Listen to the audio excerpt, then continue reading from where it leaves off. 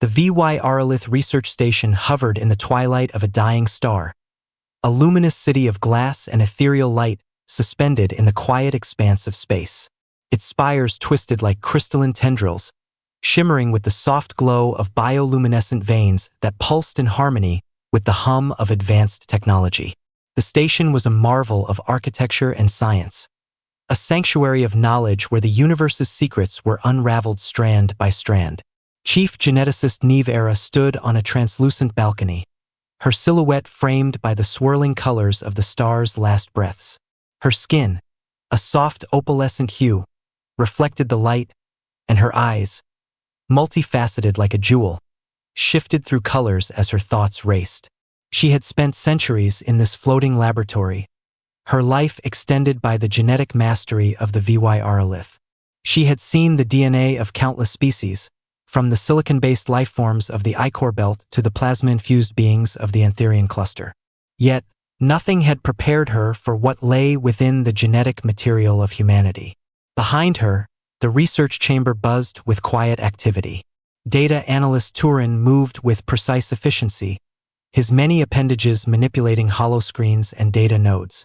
Streams of genetic code danced in the air, billions of sequences rendered in luminous threads. The DNA of thousands of species scrolled by, each line a testament to nature's boundless creativity. But when human DNA appeared, the entire system hesitated, as if the machinery itself sensed the anomaly. "Run the comparison algorithm again," Vyr'alith commanded, her voice a blend of curiosity and caution. "We've run it thrice already," Turin responded, his voice carrying the subtle vibrations of a species evolved to navigate the dense atmospheres of their oceanic homeworld. The results remain the same.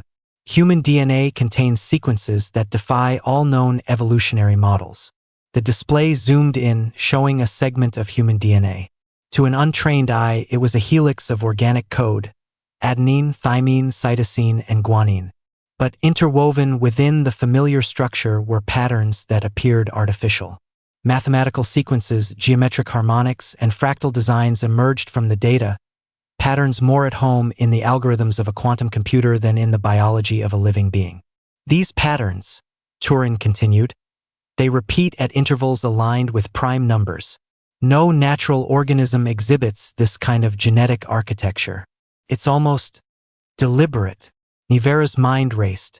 The Vyr'alith had encountered engineered species before, creatures modified by their own kind, bioweapons designed for war, even genetic art projects by eccentric empires. But this was different. Human DNA did not merely contain artificial elements. It integrated them seamlessly into its natural code. The anomaly was not an addition but a foundation, as if humanity itself had been constructed rather than evolved. "Have we cross-referenced with known ancient species?" Vyr'alith asked. "Yes. The genetic markers do not match any recorded civilization," Turin replied. "However, certain sequences share similarities with artifacts discovered on pre-collapse worlds, those abandoned by the architects." The mention of the architects sent a ripple through the research chamber. The architects were a myth, a precursor race believed to have vanished billions of years ago, leaving behind only enigmatic structures and relics that defied understanding. The Vyr'alith had spent centuries studying these remnants, and yet their true nature had always remained out of reach. Could humanity be a legacy of the architects? Vyr'alith whispered, her voice almost lost in the soft hum of the machines. "It is a possibility," Turin acknowledged. "If true, this discovery would be unprecedented." A notification chimed, drawing their attention to a new data stream. The deeper scans were complete, and the results painted an even stranger picture. Within the human genome lay encrypted strands, codes that resembled not only biological instructions but also data storage. There were segments that, when translated through quantum decryption methods, produced patterns akin to star charts and mathematical formulas used in advanced engineering. Vyr'alith felt a shiver, a rare sensation for a being whose emotions were typically as refined as her intellect. She tapped her communicator, establishing a direct link to the High Council chamber. The translucent visage of Council Elder Vyr'alith materialized, his form wavering as if sculpted from mist and light. Chief geneticist. Velnor's voice was a melody of tones, each note carrying both inquiry and authority. What have you found? Something extraordinary, Nivera replied. Human DNA contains elements that are not only artificial but potentially linked to the architects. I am requesting permission to conduct deeper studies.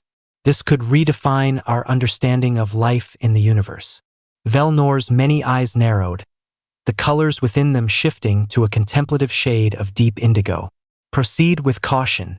If humanity is connected to the architects, we must tread lightly. You have my authorization, but keep this quiet. If the other species learn of this, it could spark chaos. As you wish, Elder, Nivera said, the line disconnecting as quickly as it had opened. Turning back to the research chamber, she felt the weight of possibility settle on her shoulders. This discovery could elevate the Vyr'alith to heights of knowledge and power they had never dreamed of.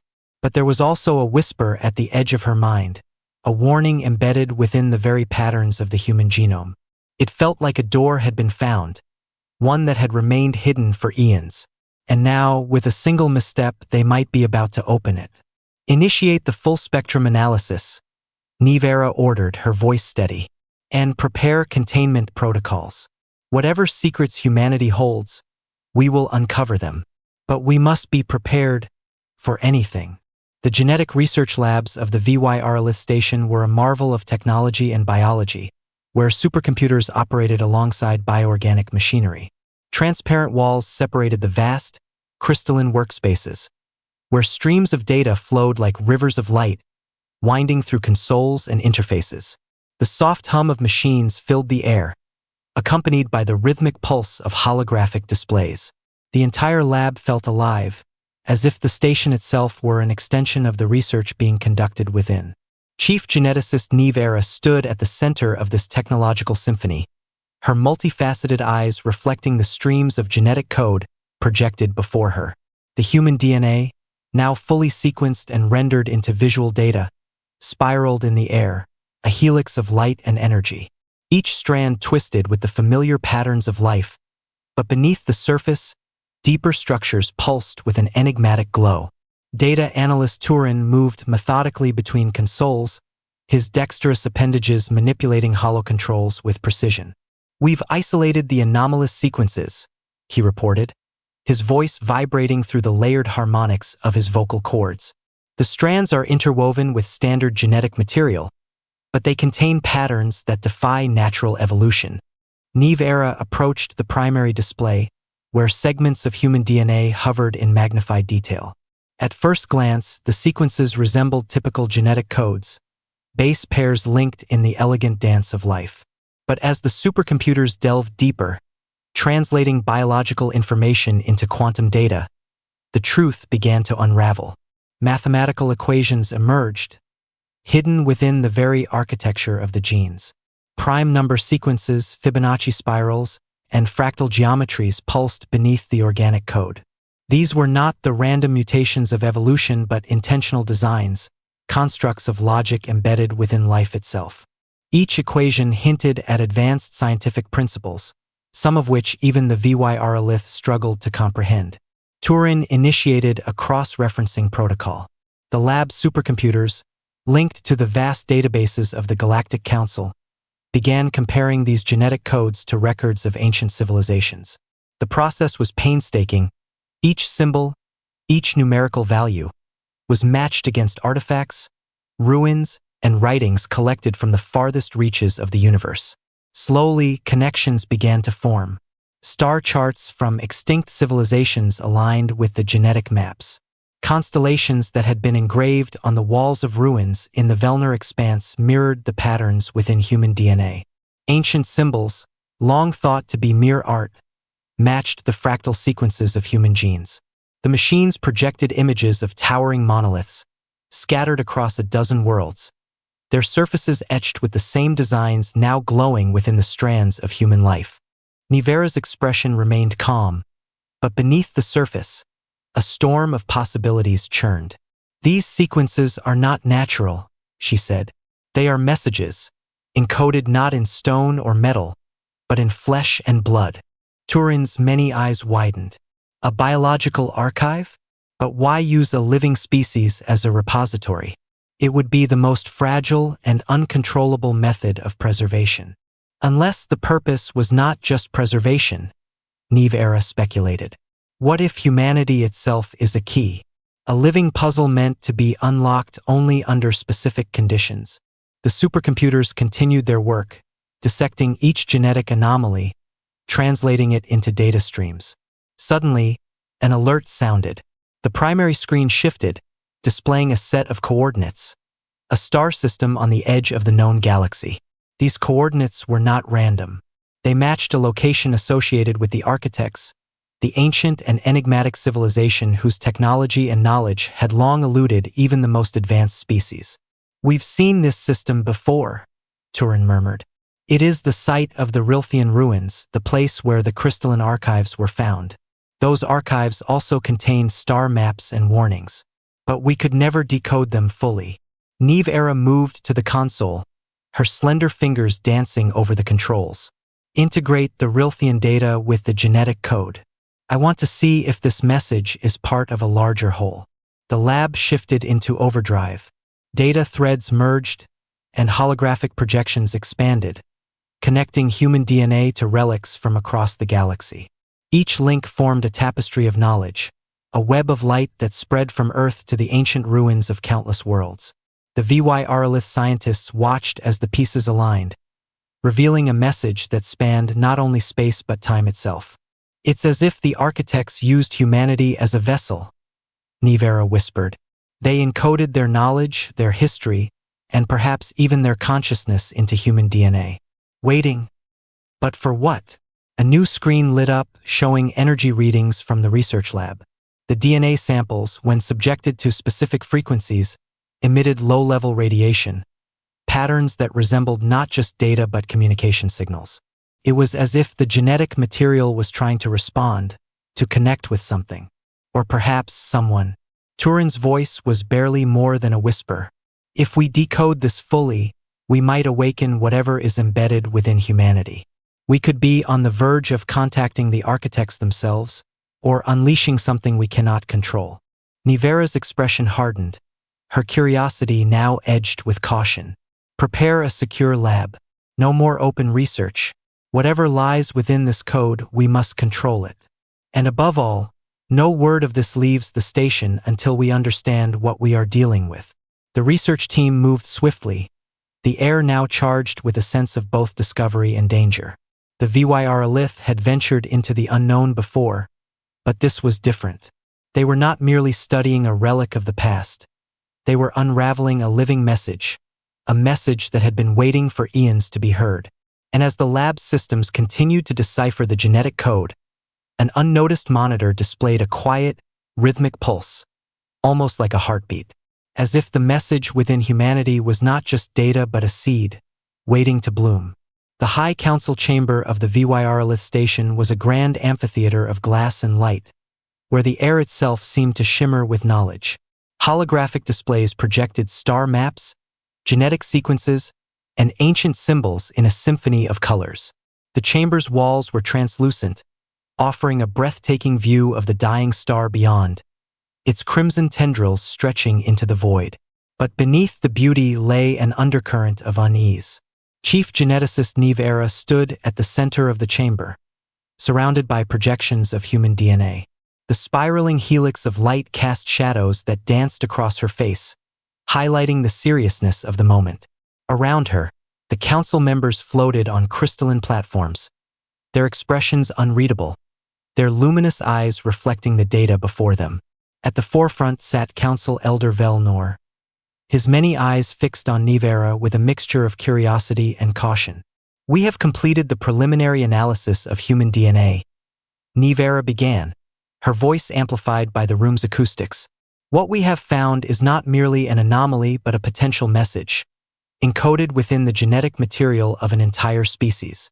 The holographic strands of DNA expanded, revealing segments filled with geometric patterns, mathematical equations, and star charts. The data flowed seamlessly, morphing from biological code into something resembling an ancient language.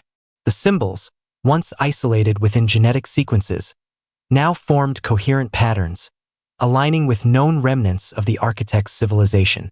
Turin, standing just behind Vyr'alith, initiated a decryption protocol. The room dimmed as the supercomputers translated the genetic information. Slowly, symbols coalesced into words and a voice, synthetic, yet filled with a haunting resonance, echoed through the chamber. "We are the architects. Our legacy endures within the children of Earth.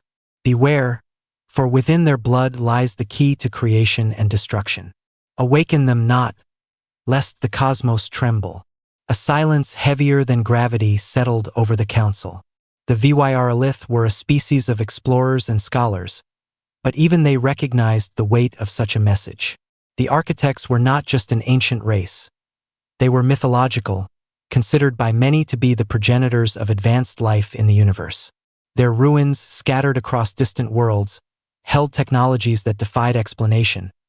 Machines that could bend time, stones that resonated with forgotten energies, and artifacts that whispered to those who listened too closely. Elder Velnor's crystalline platform drifted forward, his voice a melody of concern. "Are you suggesting that humanity is a construct of the architects, a vessel of their power?" "It is a strong possibility," Vyr'alith replied. "Human DNA is not merely an archive. It is an interface." The encoded message suggests that humans possess latent abilities that could alter reality itself. "And what of the warning?" Velnor pressed. "Awaken them not. What does this imply?" Vyr'alith hesitated, the weight of her own words pressing down on her. If the message is to be believed, triggering these latent abilities could destabilize not only Earth but the fabric of the universe. The architects may have hidden their knowledge within humans, intending it to remain dormant unless specific conditions were met. A murmur rippled through the council. Some members, their forms shifting with the colors of their emotions, showed intrigue. Others, whose species bore histories of caution and retreat, displayed hues of deep indigo, fear. The discovery was as dangerous as it was profound. To hold the key to the architect's power could elevate the Vyr'alith to gods among mortals. But to misuse it could unleash forces beyond comprehension. One of the younger counselors, a being woven of mist and starlight, spoke with a voice like wind over water. "If humanity is a key, then what does it unlock? Could it be a weapon, a gateway, or perhaps a prison?" Turin stepped forward, his many eyes reflecting the fragmented projections of the decoded message. "Our experiments have shown that specific frequencies and stimuli cause the human genetic code to respond. Small tests have resulted in minor phenomena, objects moving without force, localized time distortions, even precognitive flashes. If these abilities are truly just the surface of what lies within, we may be dealing with potential energy on a cosmic scale." Velnor's expression remained inscrutable. "And if we continue these experiments, what is the risk?" Vyr'alith met his gaze, her own multifaceted eyes dimming slightly. "The risk is awakening something we cannot control. But the reward could be the knowledge of the architects, the understanding of life, reality, and perhaps even the power to reshape worlds." The council fell silent, the decision balanced on the edge of a knife. The Vyr'alith had always prided themselves on their wisdom, but wisdom was often the child of caution. To proceed was to gamble with the universe itself, yet to retreat was to leave behind the greatest mystery ever uncovered. After a long pause, Velnor spoke. "You have our authorization to proceed, Chief Geneticist. But with caution. No direct experiments on living humans. Focus on simulations, genetic samples, and controlled environments. If at any point the risks outweigh the benefits, we must stop. The architect's warning is clear. Let us not become the architects of our own destruction." Vyr'alith bowed slightly, the weight of the task pressing down upon her. "As you wish, Elder." As the meeting adjourned, the counselors drifted away, their platforms carrying them into the shadows of the chamber. Vyr'alith and Turin remained, the data streams around them shifting and reforming. The decoded message pulsed softly, its symbols fading into a gentle rhythm that felt almost like a heartbeat. Beneath the surface of the station, Deep within the genetic laboratories, the samples of human DNA continued to glow. Machines hummed, lights blinked, and somewhere, in the quiet hum of data and energy, something old and powerful began to stir. The architect's message was no longer hidden. It was awake. And with each passing moment, the thin veil between knowledge and chaos grew ever more fragile. The Vyr'alith research station had transformed from a center of curiosity to a fortress of caution. The discovery that human DNA might hold a message from the mythical architects had set protocols in motion that only the highest echelons of the Vyr'alith government had known existed. Sections of the station were sealed, entire labs isolated behind energy barriers, and a constant low-frequency hum indicated that reality stabilization fields were active. Whatever lay within human genetics, it was a secret too dangerous to be left unchecked.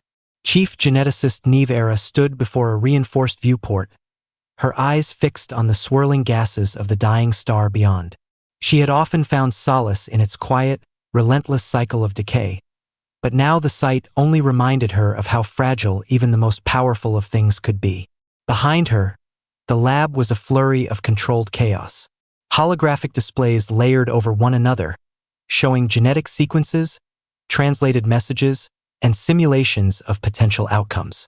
Containment protocols are in place, data analyst Turin reported, his many limbs a blur of activity as he calibrated instruments and synchronized data streams.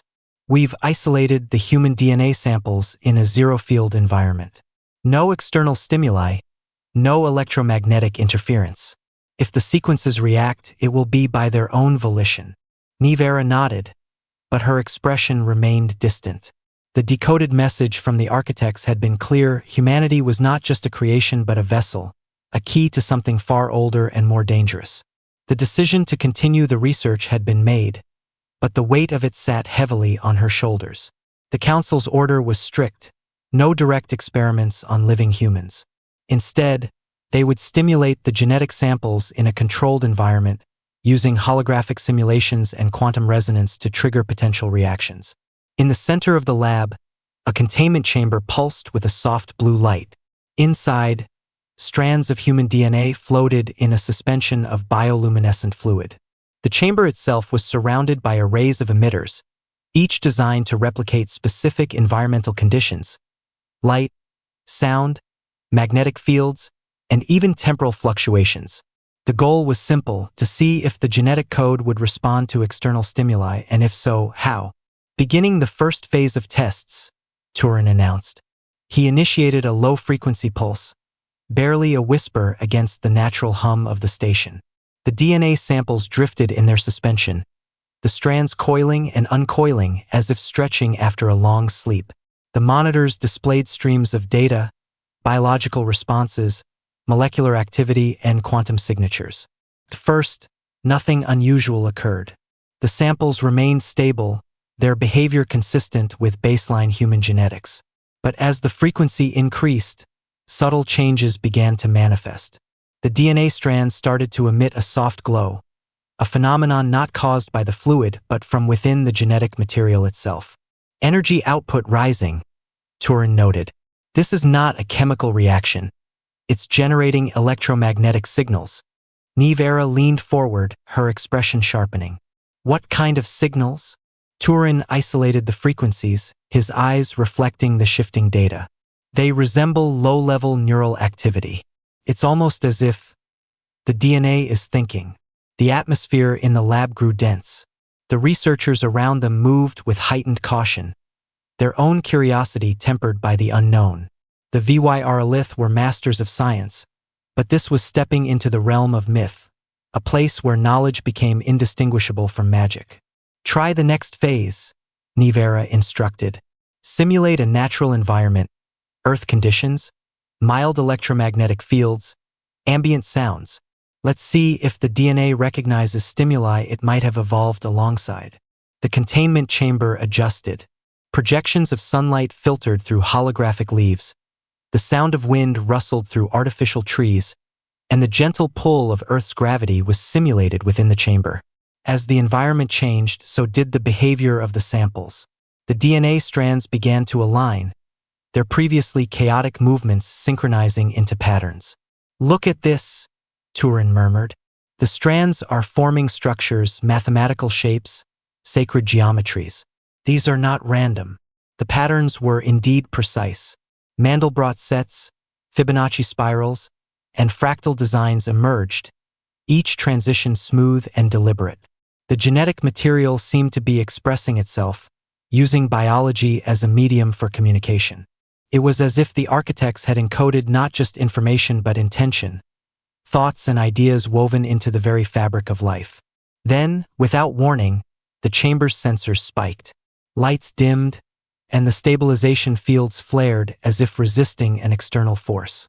The DNA samples, still suspended in their fluid, began to pulse rhythmically. The energy output increased, and the monitors displayed anomalies in the surrounding spacetime continuum. "We're detecting temporal fluctuations," Turin warned. "Localized time distortions around the chamber. Reality itself is bending." The researchers took a step back, their instruments struggling to keep up with the changes. The chamber now emitted a low hum, and the fluid within began to crystallize, forming intricate patterns that spread across the containment glass. The DNA strands, once biological, now resembled strands of light, intangible and unbound by the physical medium. A voice filled the room. It was not a sound but a presence, a vibration felt in the bones rather than heard by the ears. "The key is not to unlock, but to preserve. The gate is not to open, but to guard. You tread upon sacred ground, children of the stars." The containment chamber shattered, not with force, but with silence. The fluid evaporated, the light dissipated, and the DNA samples were gone. The instruments that had been recording every detail now displayed only static, their digital senses overwhelmed by something beyond their capacity to measure. Vyr'alith stood frozen, her mind processing the impossible. Was that a message?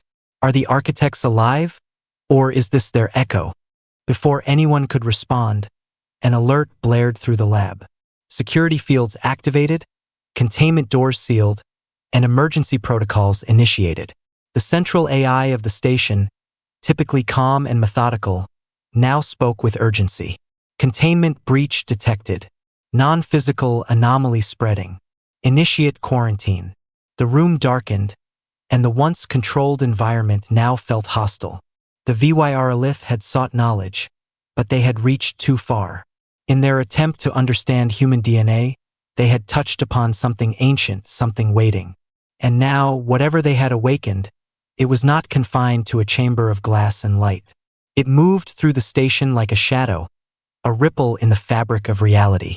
And deep in the quiet corners of Earth, where the architect's influence lay dormant, subtle changes began to occur. Humans with no knowledge of their heritage felt a shift, a sense of being watched, of doors opening in the corners of their minds. The message had not only reached the Vyr'alith, but also those who were its true recipients. The research station hummed with a low, dissonant frequency, a vibration that seemed to seep into the bones of everyone aboard. The Vyr'alith scientists moved with urgency, their every step echoing in the sterile corridors of glass and steel. Monitors displayed streams of data, but much of it had become unintelligible. Fractured sequences, looping anomalies, and bursts of static that defied analysis. Something had changed within the station, and the source of the disturbance lay within the human DNA samples that had mysteriously dissolved from the containment chamber. Chief geneticist Vyr'alith stood at the threshold of the secured wing, her expression a mask of focus. Around her, containment fields shimmered, casting ghostly reflections on the polished floors. The experiments had been intended to uncover secrets, but now they had unearthed something far more profound, something that resisted control. "Status report," she demanded, her voice cutting through the ambient hum. Data analyst Turin adjusted his headset, his multi-eyed gaze fixed on a holographic display. "The anomaly is spreading. It's not a physical breach but more of a conceptual one. Instruments are detecting fluctuations in local reality. Time loops, spatial distortions, and phenomena that defy natural laws." Vyr'alith's mind raced. The containment chamber's destruction had not triggered a conventional explosion but instead had released a wave of potential, an echo of the architect's influence now interacting with the physical world. It was as if the research station itself had become a part of the experiment, a living test bed for whatever lay dormant within human DNA.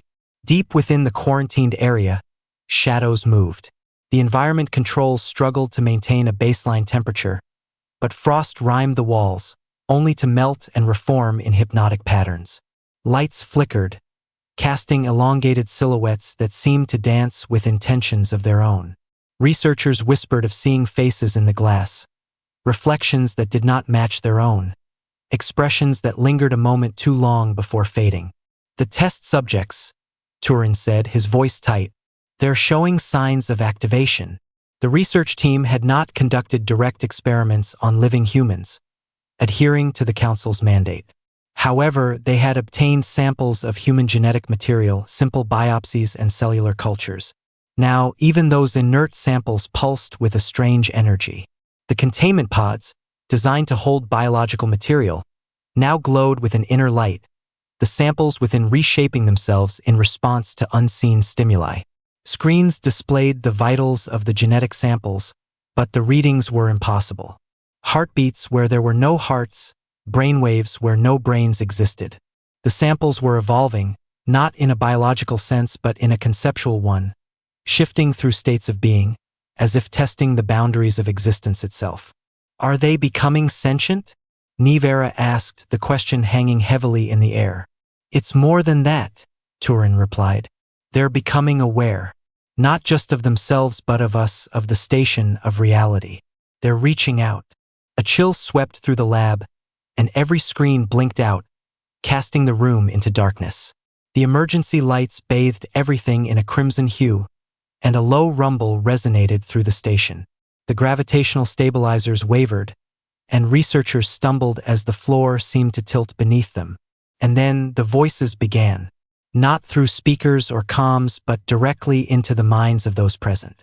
Soft at first, like the murmur of a distant crowd, then clearer, individual voices blending into a chorus. They spoke in languages both known and unknown, their tones shifting from curiosity to fear to something more profound. We see you. We see what you are. Nivera gripped the edge of a console, her knuckles pale. She had expected data, information, perhaps even a recorded message from the architects. But this was interaction. The genetic material was not just responding to stimuli, it was communicating. What do you want? She projected the thought, unsure if they could hear. The shadows deepened, and for a moment, the entire room seemed to breathe. Shapes moved in the periphery of vision. Humanoid figures, eyes glowing with soft, golden light. They were not solid but impressions, echoes of something trying to manifest. The researchers backed away, their expressions a mix of awe and terror. We are the echo of creation, the voices replied. We are the architect's legacy. The key is not knowledge but awareness. You have opened the door. Now the choice is yours. Step through or close it forever. Turin stumbled, his many eyes unfocused. They're not just speaking. They're showing me things. Worlds upon worlds. Timelines that never were. They're offering understanding. Nivera felt it too. A pull at the edge of her consciousness. Visions of ancient galaxies, of civilizations rising and falling, of the architects standing at the precipice of reality, crafting not just worlds but the rules that govern them. Humanity was not merely a species but a conduit, a living bridge between the material and the metaphysical.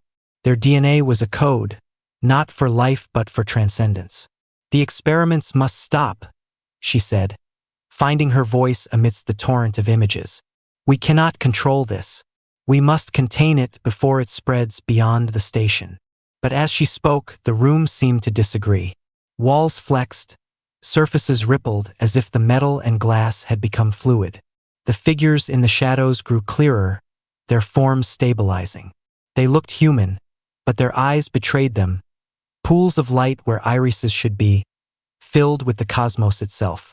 One figure stepped forward, its movements fluid and slow. It raised a hand, and reality seemed to shiver. Consoles rebooted, Screens displayed not data but visions. Earth, a child smiling, a city at dawn, a universe breathing. The figure's lips did not move, but its voice filled every mind.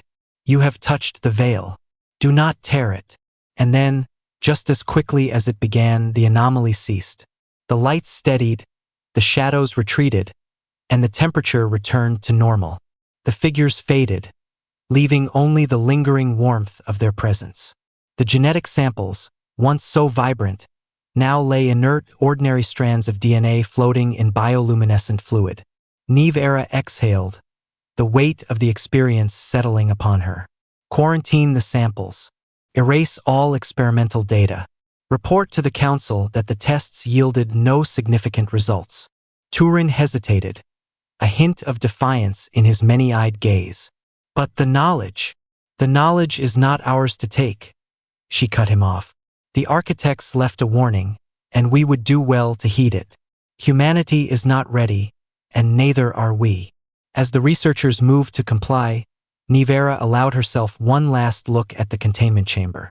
The architects had spoken, and their message was clear. The choice had been offered, not just to the Vyr'alith but to all of creation. The veil between what was known and what could be had been lifted for a brief moment, and now it rested once more. But somewhere, in the quiet corners of the universe, humanity continued to dream. And in those dreams, the echo of creation whispered, waiting for the day when the door would open again. The Vyr'alith research station drifted in the shadow of the dying star, its crystalline walls reflecting the crimson glow of cosmic decay. The initial chaos of the containment breach had subsided, but an unsettling quiet filled the corridors. Researchers moved in hushed tones, their faces drawn and pale, as if speaking too loudly might disturb the fragile reality that surrounded them. The station's systems operated on emergency protocols, and the usual hum of technology was replaced by an eerie silence. Chief geneticist Vyr'alith sat in the dim light of the control room, her fingers laced together as she stared at the floating holographic displays. The human DNA samples had gone dormant, but the anomaly they had awakened lingered. Despite every effort to quarantine and contain, something had taken root within the station, an echo of the architect's influence that defied traditional understanding. Data analyst Turin approached cautiously, his many eyes reflecting the fractured light of the monitors. Containment procedures are holding. The reality stabilization fields are maintaining their integrity, but anomalies persist. What kind of anomalies? Vyr'alith asked, her voice steady but strained. Time distortions in Sector 7.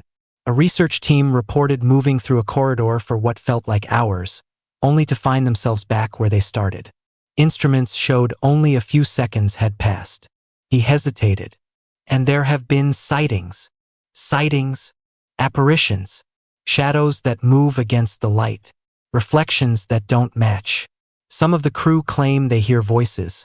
Soft, distant, as if the station itself were whispering. Vyr'alith's expression tightened. She had feared this. The architect's message had not only been encoded within human DNA but had also woven itself into the very fabric of the station. It was as if reality itself had become a canvas, and something was painting over it with broad, unseen strokes. A soft chime interrupted her thoughts. One of the monitors flared to life, displaying a grainy feed from a security camera in the containment wing. The video showed an empty corridor, bathed in the pale blue light of emergency systems. But as they watched, the image wavered. Shadows lengthened, pooling in unnatural ways. The walls seemed to breathe, expanding and contracting with a slow, deliberate rhythm. And then, a figure emerged. A human form, translucent and insubstantial, as if made of mist and light. It moved slowly, each step deliberate, and as it passed, the walls rippled like water. The figure paused, its head turning toward the camera. Though its features were undefined, its eyes shone with a golden light, piercing through the screen. "You have opened the door." The figure's voice filled the room, not through speakers but directly into their minds. "Reality is a veil, and you have touched what lies beyond." The screen went dark, leaving only the echo of the voice in their minds. Vyr'alith rose to her feet, her movements sharp. Seal off the containment wing. Engage all stabilizers. I want every available resource focused on maintaining the integrity of this station. As alarms blared, the research team scrambled.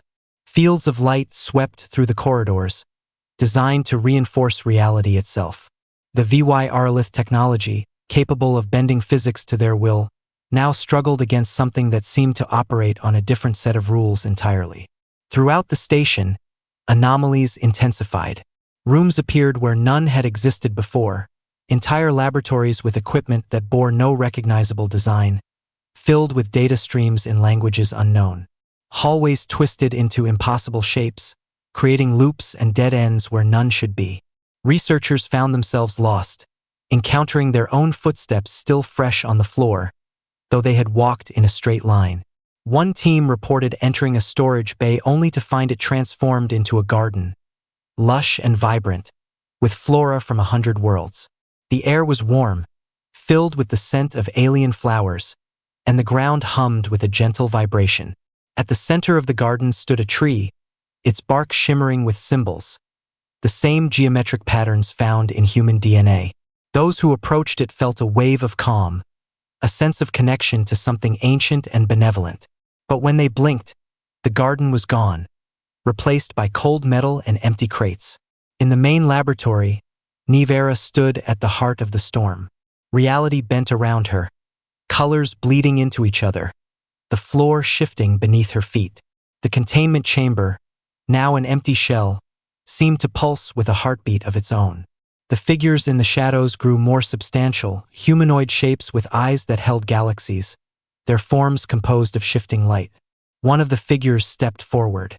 Unlike the others, this one had clearer features, a woman, human in appearance, but with an aura that made the air hum. "You have glimpsed the truth," she said. "The veil between worlds is thin, and you have pulled at its threads." "Who are you?" Vyr'alith asked, her voice both a demand and a plea. "We are echoes," the figure replied, "fragments of the architects. When they ascended beyond this reality, they left us behind guardians, keys, and warnings. Humanity carries our legacy, but they are not ready. You are not ready. We were only seeking knowledge," Vyr'alith argued, "to understand the architects, to learn from them. And you have," the figure said. "But knowledge is a door, and beyond it lies more than you can fathom. You have awakened the veil, and now it must be mended." Around them, the walls of the station seemed to warp. Researchers and soldiers alike stood frozen, their expressions slack as if caught in a dream. The entire station felt weightless, suspended not in space but in possibility. The figure raised a hand, and a soft light enveloped the room. "Sleep now. When you wake, this will be but a dream. The door will close, and reality will knit itself back together." Vyr'alith felt her body grow heavy. She wanted to protest, to ask more questions, but her thoughts drifted, the edges of her consciousness fraying. The last thing she saw was the woman's golden eyes, filled with both sorrow and kindness. When the station's crew awoke, everything was normal. The emergency lights were gone, the corridors were straight, and the containment chamber stood empty, a sterile reminder of failed experiments. Reports showed no anomalies, no breaches, only standard data from routine studies. The incident logs were blank, as if the past days had simply never happened. Vyr'alith sat alone in the control room, a sense of loss deep in her chest. She could not remember why, but an echo lingered, a whisper at the edge of hearing, a reminder of something beautiful and terrifying that had slipped through her fingers. And somewhere far away, on a small blue planet called Earth, a child looked up at the sky, her golden eyes reflecting the stars. She smiled, a quiet and knowing expression, as if she had just awakened from a dream filled with ancient echoes and shimmering veils. The Vyr'alith research station hung silently against the backdrop of a dying star, its crystalline architecture gleaming with an unearthly glow. To the Galactic Council, the station's last transmission had been routine mere updates on genetic research and stellar observations. No sign of the cosmic unraveling that had nearly fractured reality within its walls. No trace of the anomalies, the whispers, or the figures of light and shadow. For all intents and purposes, the station remained a bastion of knowledge and order. Chief geneticist Vyr'alith sat alone in her quarters, her hands cradling a small, crystalline tablet. Its surface displayed lines of genetic code, perfectly normal, perfectly mundane. The past days felt like a dream, a vivid hallucination, or perhaps a glitch in the station's environmental controls. The official reports indicated nothing unusual. No anomalies, no breaches, just silence. But the dream lingered. Vyr'alith saw it when she closed her eyes, the figures with eyes like galaxies, the woman who spoke of veils and echoes, the feeling of standing on the edge of something vast and unknowable. She had awakened in her quarters with no memory of how she had gotten there. Her staff, too, seemed dazed, their memories foggy, their movements mechanical. The entire station had returned to normal, but the normalcy felt constructed, like a painted facade over a fractured wall. A soft chime pulled her from her reverie. The station's central AI activated, its voice smooth and neutral. Incoming communication from the Galactic Council. Vyr'alith straightened, her mind snapping back into focus. She placed the tablet on her desk and activated the comms display. The translucent screen filled with the visage of Council Elder Velnor, his many eyes shifting with hues of curiosity and caution. "Chief Geneticist," he greeted, his voice a blend of melody and authority. "We have reviewed your latest data. It appears the experiments with human DNA yielded no significant results." "That is correct, Elder," Vyr'alith replied, her tone measured. "The samples displayed no unusual behavior. Our research into the genetic anomalies proved inconclusive." Velnor's expression remained inscrutable. "And the anomalies reported by your security systems? Temporal fluctuations? Spatial distortions? A malfunction in our sensors," she said smoothly. "The dying star's radiation interfered with our systems. Our engineers have resolved the issue. There is nothing to report." Silence stretched between them. Vyr'alith could feel the weight of Velnor's gaze, each of his many eyes dissecting her words, probing for cracks in her story. But there were none.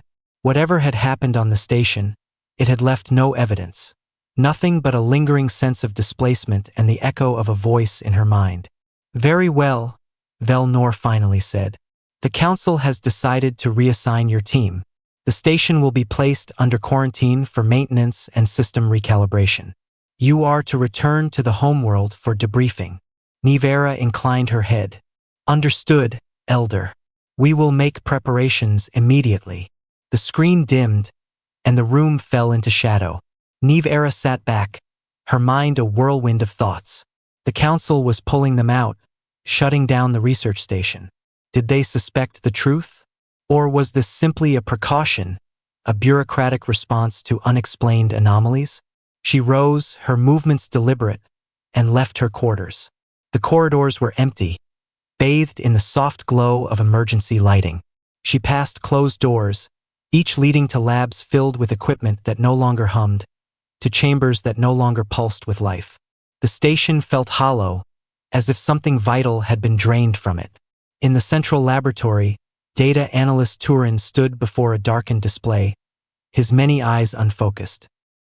He did not react as Vyr'alith approached, only continued to stare into the empty screen. "They're sending us home," she said quietly.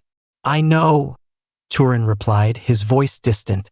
"It feels wrong, as if we're leaving something behind." "We are," Vyr'alith agreed.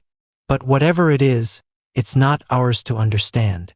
Turin turned to her, his expression one of quiet fear. "Do you remember it? The woman with the golden eyes? The voices?" "I remember enough," she said. "Enough to know that some doors should remain closed." For a long moment they stood in silence. Then, Vyr'alith reached out, deactivating the display. The room fell into complete darkness, the only sound their own breathing. She felt the weight of her own decision, the choice to conceal the truth, to bury the mystery beneath layers of protocol and deception. But the truth had a way of lingering. As they prepared for departure, the station itself seemed to breathe. Shadows pooled in corners, and the lights dimmed in gentle waves. The research data, erased from systems, persisted in whispers, a soft hum at the edge of hearing, a reminder of what had been awakened. When the Vyr'alith vessel departed, the research station remained, a silent sentinel against the dying light of the star. To passing ships, it appeared abandoned, a relic of research long forgotten. But within its walls, reality still bent.